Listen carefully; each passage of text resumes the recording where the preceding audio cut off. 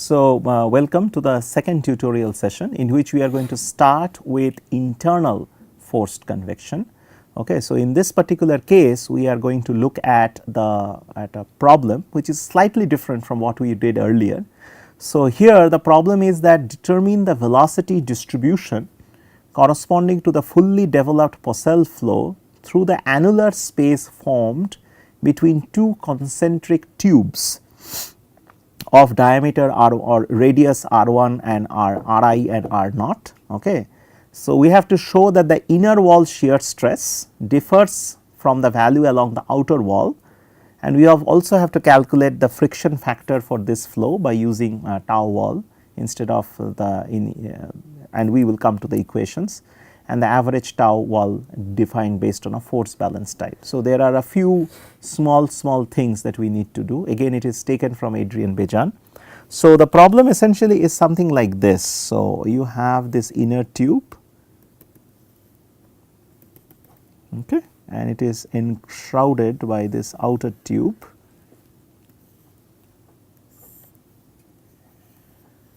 Something like that. The flow is actually, well, they are concentric. So, they are basically concentric. So, apologies for my drawing. So, this is the flow direction, got it. So, that is the flow direction. Okay. There are a few parameters over here. So, this is the center obviously. Okay. So, and this is the corresponding 3 distances. Okay. So, you can say from here to here it is basically your r naught from the center from this, sorry, from the center to this it is r naught, from here to here it is ri. Okay. So, that is basically the problem. Okay.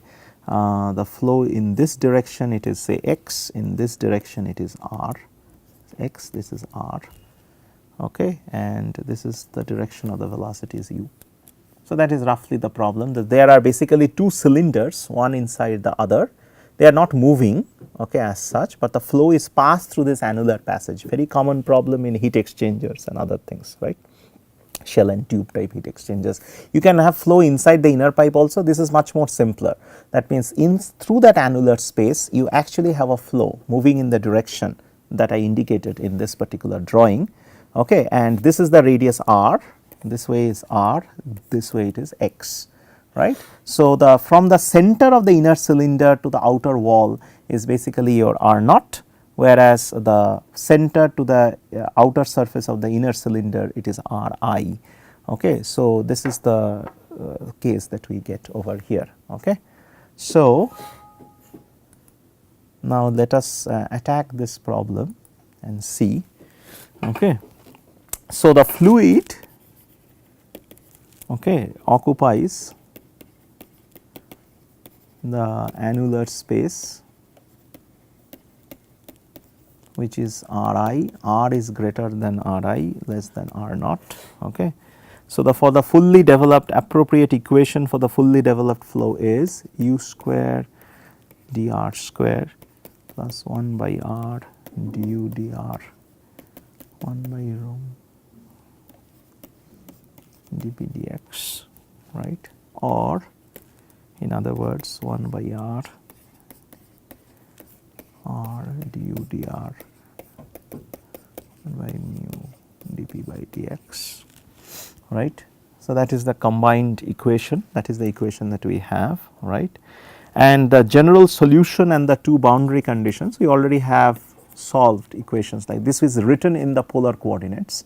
Okay. So, general solution and the 2 boundary conditions are u r square 4 mu dp by dx plus C1 ln r plus C2.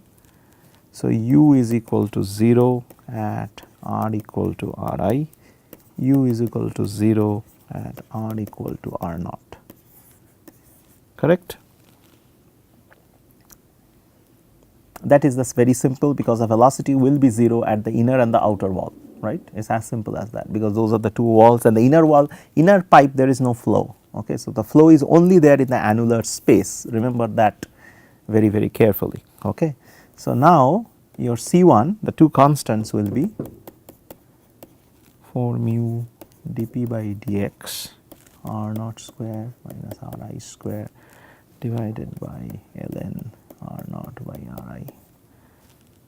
C2 will be minus r naught square by 4 mu dp by dx minus C1 ln r naught. Got it? Okay. So, these are C1 and C2. Okay. So, now you can do some of these manipulations. Okay. It is going to be a more complicated expression. You can see why this term comes over here, okay, that you can pay some attention to the slightly unique nature of this. Okay. So, the average velocity u, let us call that u. Okay. So, u happening over r naught square minus r I square into pi, okay, 0 to 2 pi r I to r naught u r r dr d theta, correct. Okay. This is just the integration of the u profile over that annular space. One is r and one is the full angle, that means you have to azimuthally integrate it across the whole angle, right.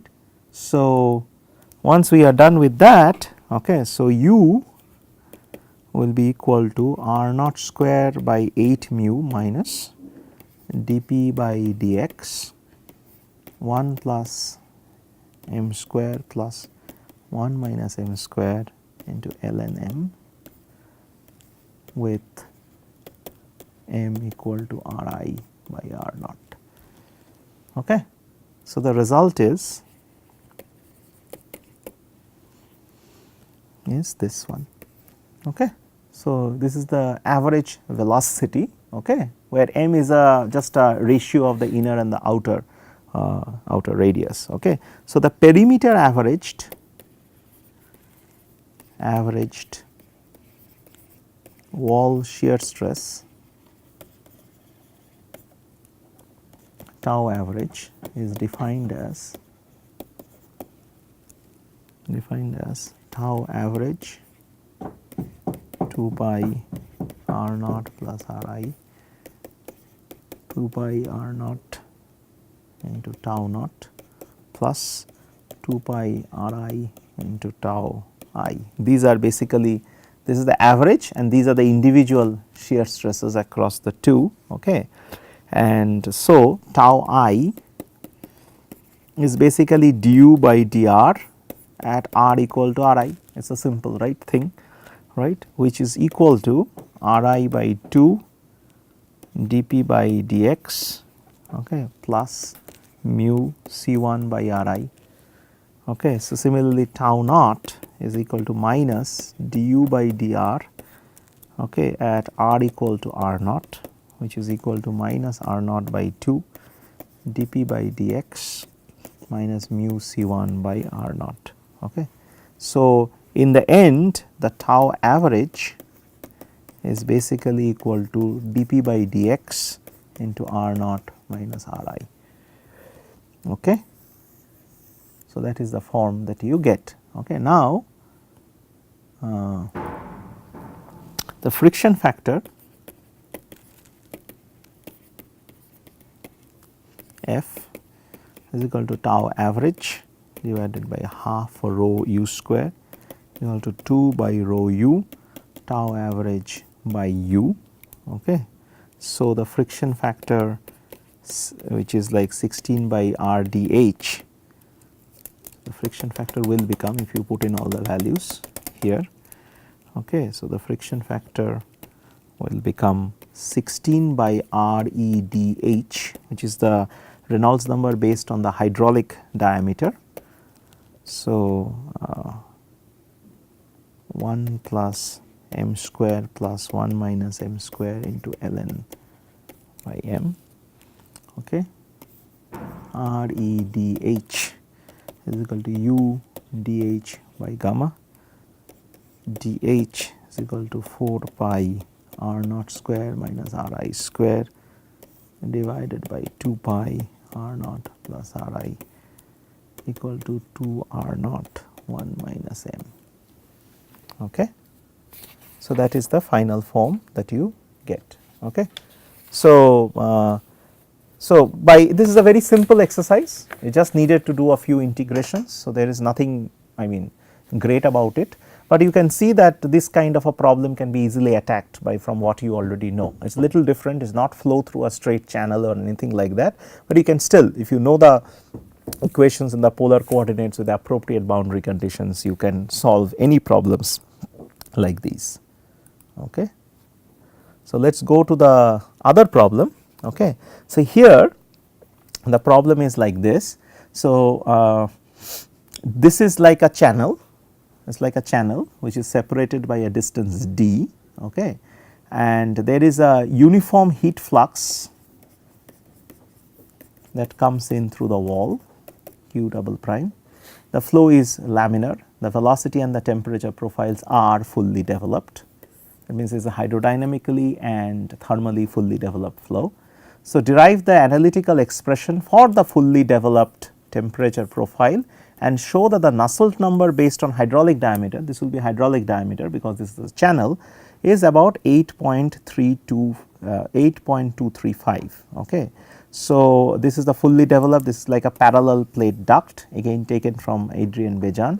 So, this is D and this is the length of the channel. So, it is very similar problem what we did earlier, except that the Nusselt number value we are kind of expecting is 8.235. If you recall, the other values were quite a bit lower than this. Okay. But other than that, it is a uniform heat flux condition, okay, and the flow is laminar, the temperature and the velocity profiles are fully developed. So, this should not be much of a problem to solve. We have already solved problems like this when the flow was through a pipe, right. So, that we have already done. So, let us move on and try to see how to attack the problem like this. Okay. So, for a parallel plate channel,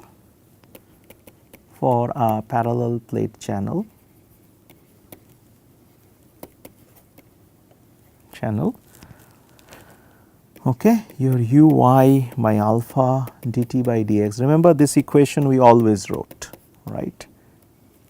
Okay. But here of course, your u now becomes 3 by 2 u into 1 minus neta square, where neta is basically y by d by 2, right. It is like in the normalized coordinate system, right, y divided by half the distance between the two plates. So, if this is d, this half is d by 2, correct. Okay. Now, also we know that dt by dx is equal to dtm by dx equal to 2 q double prime rho Cp d into u. This we already know from your class on the exercises that we did, right. Okay. And T naught, which is now a function of x, T naught is a wall temperature which is a function of x minus T x y divided by T naught x minus T mean, which is also a function of x now, should be a function of phi, that is the fully developed temperature profile. This is nothing new, this is all that we have done earlier, right. Okay. All these things have been done earlier. Okay. So, now what we do is that we just do a substitution of these into equation 1. So, equation 1 is our parent equation. So, there this will go and this will go, right. Both of these two things needs to be substituted there, right. Okay. So, what we will get is, okay, if you substitute it there, you will get 3 by 8 q double prime by delta t 2d by k 1 minus neta square equal to minus d square phi by d eta square. Okay. So, where 2d is equal to the dh, the hydraulic diameter is basically half the thing, okay, and q double prime dh divided by k, okay, k delta t is basically your Nusselt number, right. This is also known, this is known this is an introduction that the hydraulic diameter is twice the diameter between the two, between the spacing between the two duct. So, naturally what do you get? 3 by 8 Nusselt number, okay, neta minus 1/3 neta cube plus C1 is equal to minus d phi by d neta once we integrate it once. Okay, and the constant of integration is already there. So, what is the condition? The symmetry condition, it is still a symmetry condition will be valid, that means d phi by d neta will be equal to 0 at neta equal to 0, that is the inflection point at the center line, right. At the center line the temperature profile has to show that kink, right. So, that is of course valid. This will lead to C1 to be equal to 0 also, right. So, now what we do, we integrate this equation one more time because C1 is now gone, it is a goner. So, now we integrate this equation one more time, okay, and invoke the wall condition, that means T equal to T naught at y equal to plus minus d by 2, which means also that phi is equal to 0 at neta equal to plus minus 1, correct, because of the definition of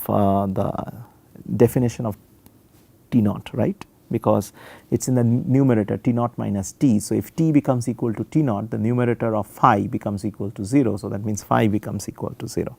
Okay. So, this condition yields that your C2, that means the second constant of integration. So, before that let us write the second constant of integration. So, phi will be equal to 3 by 16 Nusselt number C2 minus neta square plus 1 by 6 neta 4. Okay. So, once you substitute it over here, this will yield that C2 is equal to 5 by 6. Okay. So, C2 will be equal to 5 by 6. Okay. So, now that we have got the thing, so this will lead to now further that phi will be equal to 3 by 6 Nusselt number 5 by 6 minus neta square plus 1 by 6 neta to the power of 4.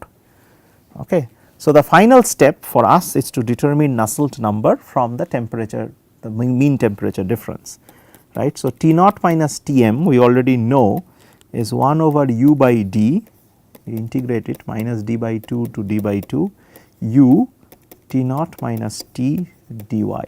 Okay. Now, you know the traditional what we did earlier, now you can combine all the equations, this we did repeatedly. So, it will give you 9 by 3 by 2 Nusselt number from 0 to 1 minus neta square 5 by 6 minus neta square plus 1 by 6th neta 4 d neta, right. This actually further yields that Nusselt number is 140 by 17, which is 8.235. Got it? So, this particular thing solves this particular aspect of the problem. Okay. So, you can see that this was an easy enough solution, except that you had to take into account a few things, but the procedure was essentially the same what we did earlier. There is no deviation in that particular way. Okay. So, let us look at the final problem of our test set, which is basically a problem involving a water stream is heated in a fully developed flow through a pipe with a uniform heat flux at the wall. The flow rate is some m dot equal to 10 gram per second. The feed flux is about 0.1 watt per centimeter square, it is a uniform heat flux, and the pipe radius is about 1 centimeter. The properties are given. We are supposed to calculate the Reynolds number based on pipe diameter and mean flow velocity and the heat transfer coefficient and the difference between the wall temperature and the mean fluid temperature. So, it is something like this.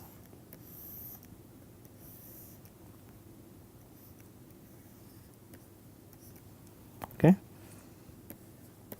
So, this is how this is m dot is coming with some mean temperature. You are applying a uniform heat flux all over, which is q double prime, and this is the diameter of the pipe. Okay. So, we have to solve this particular problem. It is a easy problem. So, should not be very difficult for us to quickly go through the motion. So, in this problem which is A5, m dot is equal to 10 gram per second, q double prime is equal to 0.1 watt per centimeter square, r naught which is d by 2 is equal to 1 centimeter, and then mu is equal to 0.01 gram per centimeter second, and k is equal to 0.006 watt per centimeter Kelvin. Okay. So, the Reynolds number which is rho u d by mu. Okay. So, that you need to calculate. So, we already know that rho u into pi d square by 4, right, that is basically your m dot, right. It is a simple enough thing. So, therefore, rho u if you calculate it from here, it will be something like 3.18 gram per centimeter square second, right. That should be what it is. Okay. Now, your therefore, your Reynolds number therefore should be 3.18 okay, into 2. I am not writing the unit, that you can try, and 0.01. So, this will roughly give you about 637, which is in the laminar regime. You know, up to about 2000 is the laminar. After that, the transition starts around 3000 to 4000, it transitions fully into turbulent flow. So, the Reynolds number is very easy to compute. So, this was a very easy exercise. Okay.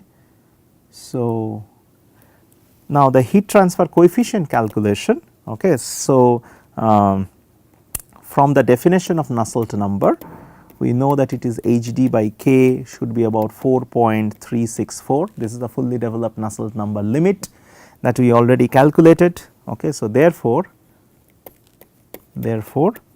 your H should be equal to 4.364 into 0.006. If you have to calculate the heat transfer coefficient, that is 1 by 2 centimeter, which is equal to 0.0131 watt per centimeter Kelvin, right. Okay. Now, see, from definition of H, okay, we know that q double prime is H T naught minus T m. Okay. So, we can say that T naught minus T m will be equal to 0.1 watt per centimeter square. So, this is centimeter square Kelvin divided by 0.0131 watt, which is about 7.64 Kelvin. Very simply, we have been able to solve this particular problem, right. So, the problem set is up to this much, okay, but what I can suggest to you, you can try a few more things. Say for example, when you have two cylinders, okay, you rotate one of the cylinder and you can calculate what the flow field looks like. Okay. You can rotate the inner and the outer together, you can rotate them in the opposite direction to each other, you can rotate one keeping the other fixed. So, there are varieties of problems that you can solve in which the flow is brought about by the rotation, right. In that particular case, you also have to take into account, right, you have to also take into account the boundary conditions. Essentially, you start with the same equation, okay, now you have to put in place the boundary conditions. So, this is one exercise that you can do, rotating cylinders, okay, a problem which is very common in the fluid mechanics community. You can also have the wall temperature T naught and T 1, okay, and you can solve for the Nusselt number and the heat transfer coefficient, right. So, that is one interesting problem that you might want to attempt, okay, apart which we have not done during this time period. Okay. So, rotating cylinder is important and it is applicable in many of the cases that we have looked into. You can also look into problems which involves viscous dissipation. Okay. So, viscous dissipation is very important. We just did a little bit of that when we brought about the Brinkmann number, if you recall the last lectures in forced convection. So, viscous dissipation, how to incorporate viscous dissipation in the equations, and how if we say that there are two slots and there is a flow going through it, okay, and the distance is so small that there is viscous dissipation and it is important, how would you find out what will be the Nusselt number and other things. We did a little bit of an example, but you can attack problems like this once again Bejan, and there are many other books from where you can try this kind of problem. So, viscous dissipation, rotating cylinders, then plates with different types of heating, right. We also did that there is like patch heating. So, here heat is supplied, here there is no heat, again heat is supplied and things like that. Remember we did what we call a cumulative, a superposition type of a problem using this. Okay. So, you can try problems in that way also just by putting in numbers. We did it in a more generic way, you can just put in the numbers and you would be good to go. So, I think try problems in this area. Okay. We will also give a little bit of a problem and answer set at the end of the course, which you can take a look, okay, which you are not going to go through in the class, but these will be like handouts, okay, where you can see more problems like this and practice problems from Adrian Bejan and any other book, okay, on convective heat transfer. Thank you.